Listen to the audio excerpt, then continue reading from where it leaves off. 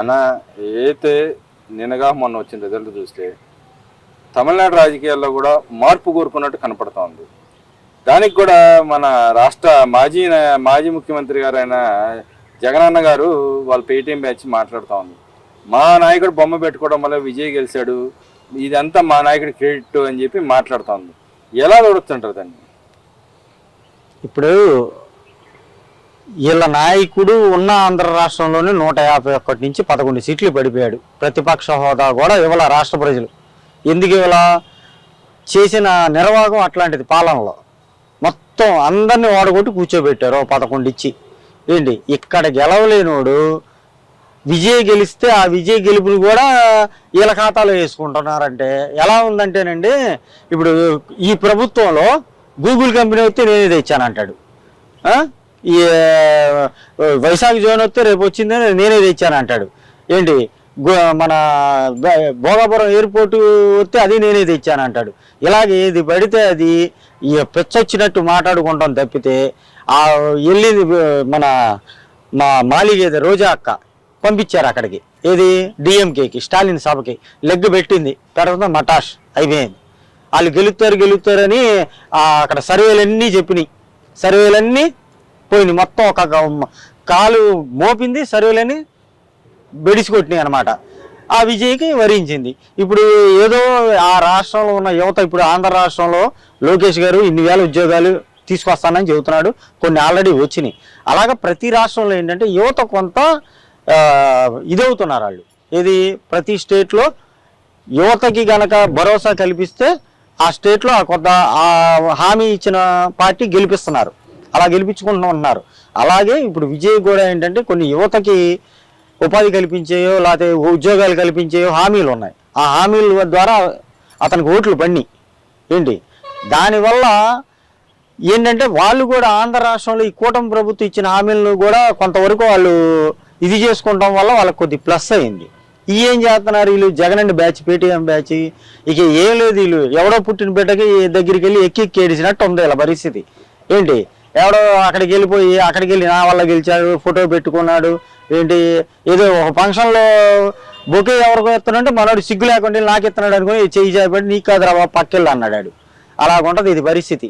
వీళ్ళకి సిగ్గు జర ఏం ఉండదండి. పొద్దున్న లెగిస్తే ఉన్నోళ్ళందరూ మూసుకుని కూర్చున్నారు చాలామంది. ఇక మన జీవితాలు కనుమరుగైపోయినాయి రాజకీయాల్లో అని.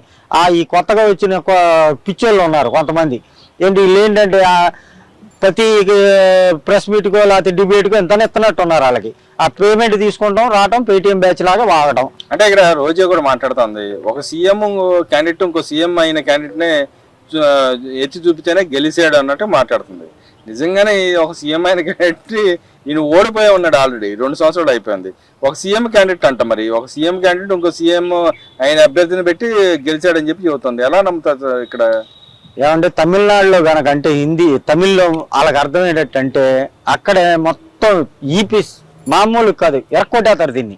ఏంటి దీన్ని ఐరన్ లెగ్ పెట్టి డిఎంకే పార్టీని ఓడించి అక్కడ ఏంటి ఆ సోషల్ మీడియాలో ట్రోల్ అవుతుంది, ట్రోల్ అవుతుంది. ఆ ట్రోల్ని తట్టుకోలేక అక్కడ గెలిచిన వాళ్ళ దగ్గరికి వెళ్ళింది. ఇప్పుడు ఇంకా నయం ఆ పార్టీలోకి ప్రచారానికి ఇది వెళ్తే కనుక వాళ్ళు నాశనం అయిపోయేవాళ్ళు. ఇది ఎక్కడ లగ్గి పెడితే అక్కడే నాశనం. ఇక ఆ నాశనాన్ని కప్పిపుచ్చుకుంటాకి ఇదిగో పొంతం లేని పోలికలు పోలుస్తాం అనమాట. దీని లెగ్ గురించి దానికి తెలుసు, కానీ జరిగింది నష్టం జరిగిపోయింది దీని లెగ్ వల్ల. అది పూడ్చుకుంటాకి ఇలాంటి పొంతం లేని మాటలు మాట్లాడతాం. మరి ఇక్కడ చూసుకుంటే ఇంకో పక్కన అయితే రాష్ట్ర అభివృద్ధిలో భాగంగా ఓ పక్కన కంపెనీలు ఒక్కొక్కటి వస్తూ ఉన్నాయి. నిన్నగా మన గూగుల్ కానీ, ఏ డేటా సెంటర్ సంబంధించినవి కానీ, ప్లస్ అటుపక్క భోగాపురం కానీ, ఇంకో పక్కన ఏదైతే క్వాంటమ్ వ్యాలీ కానీ వచ్చిన తర్వాత ఇప్పుడు లేటెస్ట్గా క్యారియర్ సంస్థ ఏదైతే ఏసీ కంపెనీ యూనిట్ ఉందో వాళ్ళు ఒకటి నెల్లూరులో మళ్ళీ ఆడ శ్రీ సిటీలో మళ్ళీ వాళ్ళు వచ్చి 1,000 కోట్ల పైన ప్రాజెక్టు పెట్టి డబ్బులు పెట్టి సంస్థ కార్యకలాపాలు సాగించబోతుంది. ఎలా చూడదు అంటే ఇంత ఫాస్ట్గా 1 by 1 ఇంత ఫాస్ట్ రావడానికి కారణం, ఎలా వీళ్ళకి ఇంత ఫాస్ట్ కావడానికి గల కారణాలు ఏంటంటారు? చంద్రబాబు గారు అధికారంలో ఉంటేనండి కుటుంబాన్ని, పార్టీని వదిలేస్తాడు ఆయన. కేవలం రాష్ట్ర అభివృద్ధి, పెట్టుబడులు, సంక్షేమం చూసుకుంటాడు ఆయన. అసలు ఆయన ఫస్ట్ నుంచి కూడా అలా కష్టపడి పనిచేసి అతనికి ఏంటంటే అతని ఫేస్ వాల్యూ అలా ఉంది బయట, ఇతర రాష్ట్రాల్లో కానీ ఇతర దేశాల్లో కానీ. ఆయన ఒక దాన్ని ఏమంటారు, పెట్టుబడికి మారిపోయారు అన్నట్టు ఉంటాడు ఆయన. దానివల్ల ఏంటంటే అతన్ని నమ్మి వస్తారు. ఇప్పుడు గత 5 సంవత్సరాలు రాష్ట్రాన్ని శంకనాకి ఇచ్చేశాడు జగన్మోహన్ రెడ్డి. అయినా కూటమి ప్రభుత్వం వచ్చి 2 సంవత్సరాలు ఇన్ని కంపెనీలు ఇన్ని పెట్టుబడులు వచ్చినాయి అంటే అది ఒక్క చంద్రబాబు గారికే సాధ్యం. ఏంటి ఇంకా వస్తాయి అంటే ఇంత ఫాస్ట్గా పడిపడిగా అడుగులు వేయడానికి గల కారణం ఏంటంటే అంటారు? ఫాస్ట్గా 1 by 1 ఎక్కడ నిమిషం కూడా ఖాళీ లేకుండా నెలలోనే 4-5 కంపెనీలు అలా వరుస పెట్టి వస్తూ ఉన్నాయి కదా. కారణం ఏంటంటే అంత ఊపుకు గల ఏపీలో అంత ఏముందంటారు? గతంలో చూసాం విధ్వంసం తప్పితే ఏం లేదని చెప్పి వీళ్ళే ప్రచారం చేస్తారు. తర్వాత వచ్చిన తర్వాత కూడా అదే ప్రచారం కంటిన్యూ చేశారు, రాకుండా ప్రచారం చేసిన పరిస్థితి. కానీ ఎందుకు ఎదిరించి ఇటు పక్కన ప్రతిపక్షంలో ఉన్న పార్టీని కూడా వాళ్ళు అధికారంలో వస్తామని చెప్పి బెదిరించినా కూడా ఎదిరించి ఈసారి అంత బలంగా ఎందుకు రాగలుగుతున్నారంటారు? అంటే భరోసా ఎక్కడి నుంచి వచ్చిందంటారు? ఆ భరోసా చంద్రబాబు గారు కష్టానికి దక్కిన ఫలితం అండి ఈ కంపెనీలన్నీ. ఏంటి ఇప్పుడు వీళ్ళు ఎన్నన్నా మాట్లాడతారు, ప్రతిపక్షంలో ఉన్నారు. జగన్మోహన్ రెడ్డి 5 సంవత్సరాలు చేసింది అదే కాబట్టి ఇప్పుడు వచ్చే కంపెనీలు కూడా బెదరగొడితే వెళ్ళిపోతాయి. మళ్ళీ నేను వస్తున్నానంటే అమ్మ పెట్టాం ఈ 5 సంవత్సరాలు మళ్ళీ తోలేస్తాడు వచ్చేసని బెదిరిపోయి పెట్టాలనుకుంటున్నారు. కానీ చంద్రబాబు గారు రెండోసారి మళ్ళీ వైసీపీ పార్టీ జగన్మోహన్ రెడ్డి ముఖ్యమంత్రి అవ్వకుండా పాచికలు పారుతున్నాడు ఆయన. ఏంటి ఇక జీవితంలో ముఖ్యమంత్రి అనేది అవడు జగన్మోహన్ రెడ్డి, ఇక కళ్ళగానే మిగిలిపోద్ది.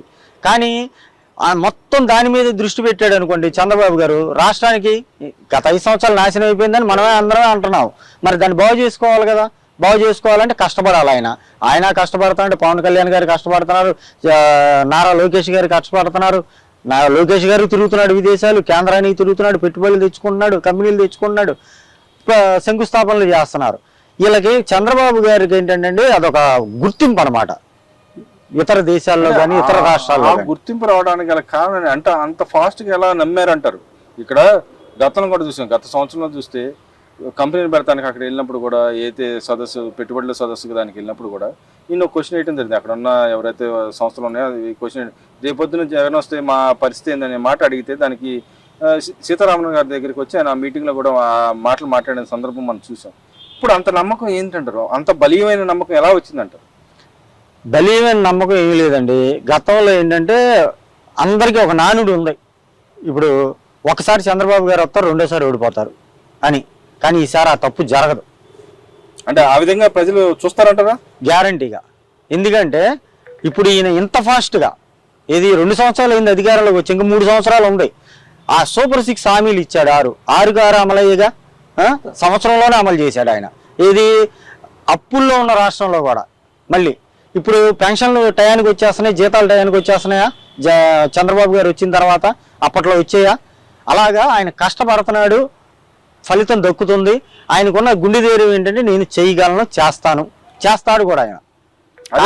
అదే నమ్మకం ఇన్వెస్టర్ లో కూడా కలిగిందంటారు. అక్కడ ఆ నమ్మకాన్ని పెట్టుబడిదారులు కల్పించాడండి ఆయన. అందుకని అంత ఫాస్ట్ గా వస్తున్నారు పెట్టుబడిదారులు. ఈసారి రానివ్వడు, ఇలాంటి రాక్షసుడు రాడు, చంద్రబాబు గారు చూసుకుంటారు, రాష్ట్రాన్ని రక్షించుకుంటారు అన్న ఒక భరోసా వాళ్ళకి కల్పించాడు పెట్టుబడిదారులకి. వాళ్ళు ఒక్కో జిల్లాలో ఒకటి పెడుతున్నాడు, అది కూడా చూసారు ఈసారి మీరు. ఒకే చోట అన్ని పెట్టట్లా. అనంతపురంలో పెడుతున్నాడు, నెల్లూరులో పెడుతున్నాడు, కడపలో పెడుతున్నాడు, విశాఖలో పెడుతున్నాడు, ప్రకాశంలో పెడుతున్నాడు. అలాగా ఒక్కో జిల్లాలో ఒక్కో పెట్టుబడి పెట్టిస్తున్నాడు, కంపెనీలు పెట్టిస్తున్నాడు. అలాగా దాన్ని ఇది చేస్తున్నాడు దాన్ని. మరి ఇక్కడ చూసుకుంటే రైల్వే జోన్కి సంబంధించిన అంశంలో గతంలో మేము భూములు ఇచ్చాం, మేము తెచ్చామని చెప్పి ఇప్పటికీ మళ్ళీ మాట్లాడుతున్నారు. ఈరోజు చూస్తే గత గూగుల్ డేటా సెంటర్ ఇనాగ్రేషన్ అయిన సందర్భంగా కూడా ఆంధ్ర యూనివర్సిటీ సందర్భంగా అశ్విని వైష్ణవ్ గారు వచ్చిన రోజు ఆయన తీసుకెళ్ళి జోన్ వ్యవహారం సంబంధించిన అంశాల్లో కూడా ఆయన తీసుకెళ్ళి ఏదైతే ప్రాజెక్ట్ ఏరియాలో తీసుకెళ్ళి మాట్లాడిన సందర్భం చూస్తాం. ఇంత ఫాస్ట్గా కూడా అది కూడా రావడానికి గల కారణాలు ఏంటంటారు? అంత మెప్పించే విధంగా ఏం చేశాడు చంద్రబాబు నాయుడు గారు? మరి వీళ్ళు పేటీఎం బ్యాచ్ కానీ వైసీపీ చెబుతున్నట్టు కానీ గత 5 ఏళ్లలో ఎందుకు రాలేకపోయింది అంటారు? గతంలో మెడలో ఉంచుతాం, కింద నేలకేసి లాగి తీసుకొస్తాం, మెడకేమో తలకాయ లేకుండా చేసేస్తాం, బీజేపీ మా చేతుల్లో ఉంది, మా చేతుల్లో వాళ్ళని బంధించి మరీ పట్టుకొస్తున్న నాయకులు ఇప్పుడు వచ్చి మళ్ళీ ముసలి కన్నీరు కాస్తున్నారు. జోన్ వచ్చిందని ఒక పక్కన మేమే తెచ్చామని చెబుతాను, ఇంకో పక్కన కేకేఆర్ లైన్ పోయింది, దాన్ని పోరాడాలి, మీరు పోరాడాలి, మేము పోరాడాల్సిన అవసరం లేదని చెప్పండి. మరి వాళ్ళ ఎంపీలు ఎందుకున్నారు, వాళ్ళు ఎందుకున్నారంట? ఇప్పుడు మురిగి కుక్క కరవదనే సామెత ఉందండి. అలాగే జగన్మోహన్ రెడ్డి టైంలో నాకు 25 ఎంపీలు ఇస్తే కేంద్రం మెడలు ఉంచుతాను అన్నాడు. ఆల్మోస్ట్ గవర్నమెంట్ ఇచ్చారు, ఎక్కడికంటే ఎక్కువే. అప్పుడు తెలుగుదేశానికి ఎన్ని వచ్చిన 3 ఎంపీలే కదా, మిగతా నాలుగేగా. ఏం చేశాడు? అడుగుతూనే ఉంటాను అన్నాడు. ఎందుకు? ముడి నిండా కేసులు ఉన్నాయి, అక్కడ అడగటానికి ఏమి ఉండదు, వెళ్ళి అక్కడ అడిగాడా లోనేస్తారు. తెలిసింది అది. ఏంటి ఎంతసేపు ఢిల్లీ వెళ్ళినా కలుపుతానికి వెళ్ళిన చీకట్లో కలిసి వచ్చేవాడు. ఏది నా కేసుల సంగతి చూడండి, నా కేసుల సంగతి చూడండి. అంతమించి స్టేట్ శంకనాగిపోయినా పర్లేదని వదిలేశాడు స్టేట్ని. కానీ చంద్రబాబు గారు అలా కాదు.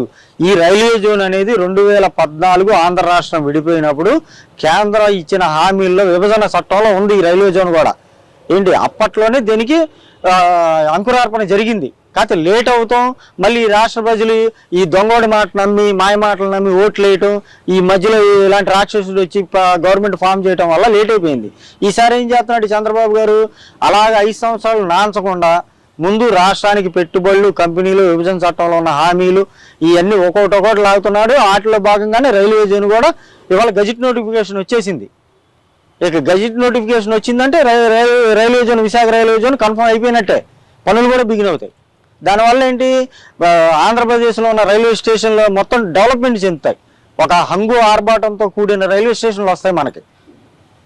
మరి ఇక్కడ చూసుకుంటే గొడ్డల పార్టీ అంటున్నారు, మా పార్టీ గొడ్డల పార్టీ కాదు, మీది వెన్నుపోటు పార్టీ అని ఒక పక్క మన మాజీ హెల్త్ మినిస్టర్ గారు మాట్లాడుతూ ఉంది. ఎలా చూడొచ్చుంటారు, నిజంగానే గొడ్డల పార్టీ కాదా అవునంటారా? ఇంకో పక్కన ఆ పార్టీ పనిచేసిన ప్రశాంత్ కిషోర్ గారే ఒకనొక సందర్భంలో కూడా చెప్పిన పరిస్థితి.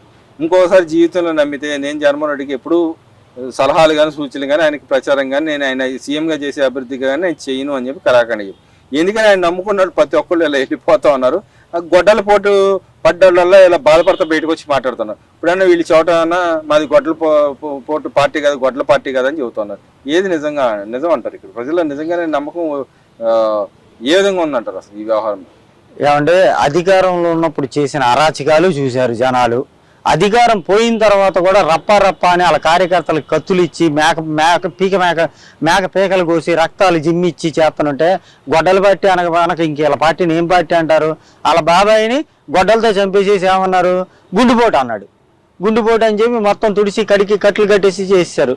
ఆ తర్వాత సిబిఐ కానీ ఈ అందరూ ఏం చేసినాయి, గొడ్డల పోటులు జరిగినాయి అన్నాయి. సొంత చెల్లె గొడ్డలతో నరికి చంపేశారు అని అంది. ఇంకా బయట వాళ్ళు అంటానికి ఏముంది, దానికి మాది గొడ్డల పార్టీ అంటారా అంటే ఎడతల రజని మరి గొడ్డలు పట్టుకుని తిరిగి గొడ్డల పార్టీ అనక ఏ పార్టీ అంటారు?